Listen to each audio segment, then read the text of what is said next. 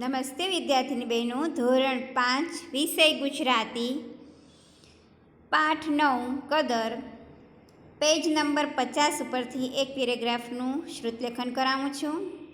છેલ્લો પેરેગ્રાફ છે. લખો વિદ્યાર્થી બહેનો, પેરેગ્રાફ પાડીને લખજો.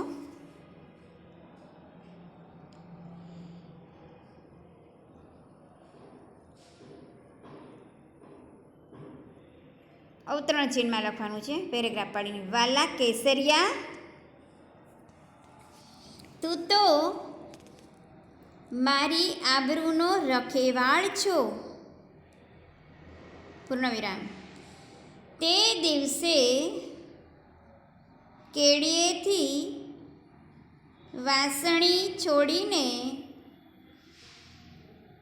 500 ચૂકવ્યા ન હોત તો હું પર અનુસાર આવશે એટલે કે ટપકું, અમરેલીનો શુભો ન હોત. ચૂકવ્યા ન હોત તો હું અમરેલીનો શુભો ન હોત. પૂર્ણવિરામ એટલે નાનું ટપકું. યાદ રાખજો, પૂર્ણવિરામ કહેવાય. પૂર્ણવિરામ વગર વાક્ય અધૂરું લાગે. વાક્ય પૂરું થાય એટલે પૂર્ણવિરામ કરવું જ જોઈએ. ફરીથી બોલું છું. વાલા કેસરિયા, તું તો મારી આબરૂનો રખેવાળ છો. તે દિવસે કેડીએથી વાસળી છોડીને 500 ચૂકવ્યા ન હોત તો હું અમરેલીનો શુભો ન હોત.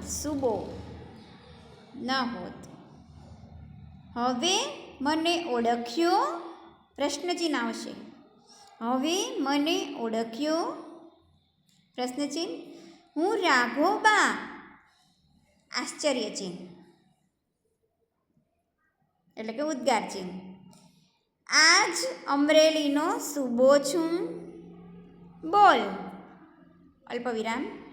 તારી શી કદર કરું? પ્રશ્નચિહ્ન અને અવતરણ ચિહ્ન પૂરું.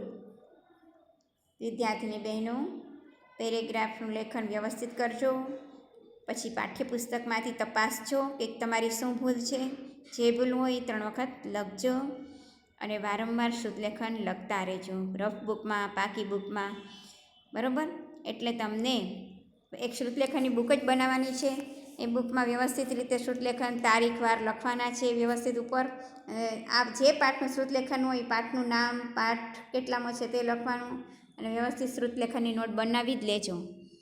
હું વિડીયો મોકલું એ પણ કરવાના. અને તમારી મેળે રોજ મમ્મી અથવા મોટી બેન ઘરમાં હોય તો એ બોલીને લખાવે ને તમારે લખવાનું છે. શ્રુતલેખનની નોટ બનાવવાની છે ને રોજનું એક શ્રુતલેખન કરવાનું જ છે, જેથી કરીને તમારું લેખન વાંચન સુધરે ને તમને પછી ભણવાની મજા આવશે, બરાબર.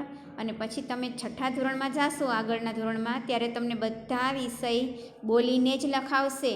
એટલે બોલીને જે શિક્ષક લખાવશે ત્યારે તમને સરખું સરસ મજાનું સરળ લખતા આવડશે. નમસ્તે વિદ્યાર્થીની બહેનો.